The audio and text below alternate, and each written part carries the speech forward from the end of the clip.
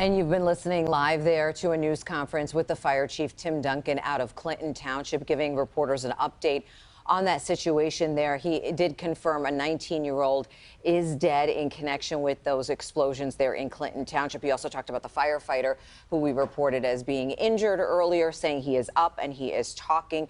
Groesbeck also now back open, and obviously they're still working on trying to figure out a lot of these questions and get to the bottom of what sparked this. Yeah, I mean, the ATF was doing interviews down there, interviewing the owners of the business and the building.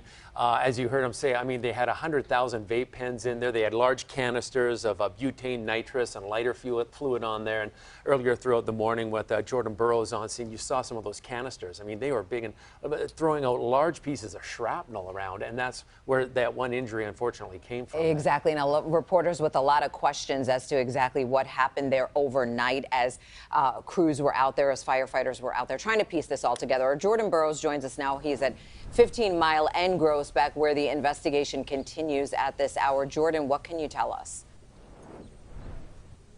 Good morning, Chris and Sandra. After talking to the fire chief, Tim Duncan with Clinton Township, sad news here reported that a 19-year-old man is dead after being hit with that shrapnel with the debris from this explosion behind me at GU, the distribution center here.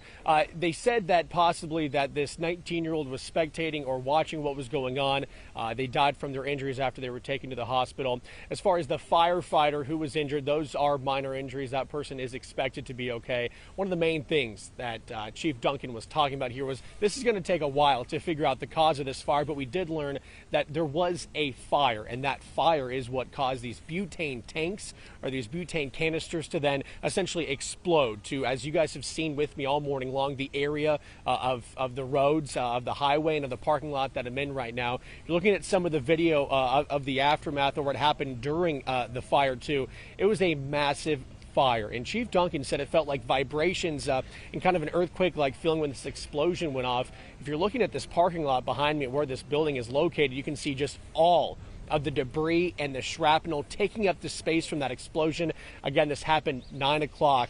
That's 9 o'clock last night, and ATF, hundreds of first responders were there as well, or roughly 100 first responders responded to the scene too. We talked to so many witnesses, residents at the time. Take a listen to what these people had to say when they were describing that explosion. Probably an hour, I would say, it was going on like this. And we ended up going back in the house after a while because it kind of started to calm down a little bit and get less consistent. And then it started up again, and it was even louder than probably when it first started. And that's when our house kind of started to rattle and our windows kind of started to shake. And it was pretty loud there for a while. You know, I have a toddler here in my house, so I'm like scared, like thinking about him, like what's going to happen, like are we in danger? And we were just kind of scared and wondering if we were needing to leave or anything like that. Chief Duncan has worked with the fire department for decades, saying this is one of the craziest things he's ever seen. One of the big takeaways, too, was he talked about the team that was here, the firefighters that responded. They had to worry for their own life. They weren't sure what was going on inside then to be able to attack that fire and that explosion. So some of them were able to get in several hours later. They were not able to get in at that 9 o'clock hour. They are still waiting, all in all, to go inside the building itself to assess that damage. But like I mentioned, multiple fire crews here along with multiple police departments, and ATF will be the investigating agency to eventually figure out what happened here and to see if there was any illegal activity inside this building here behind me at GU and the distribution center. Reporting live in Clinton Township, Jordan Burroughs, CBS News, Detroit. Yeah, taking 60 firefighters to get that under control. Now, Jordan, we saw some aerial views, and that building is obliterated. I'm not sure your perspective on the ground. Tell us what you're seeing from ground level there, and talk about some of the actual shrapnel from those canisters that you've seen today.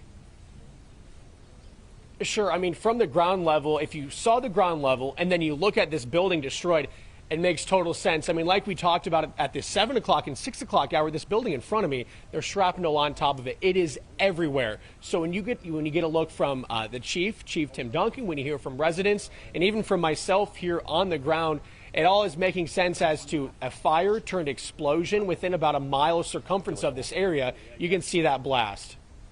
And Jordan, the chief also mentioned, some environmental factors obviously playing into the situation out there. You're there and you're on the scene.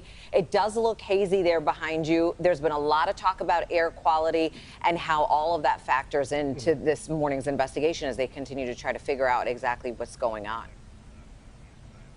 Yeah, so we asked him, he said around 100,000 vapes by chance might have exploded or burned up. I asked him if maybe that was a problem for the environment. He said the materials that burned inside, including that, possibly some furniture as well.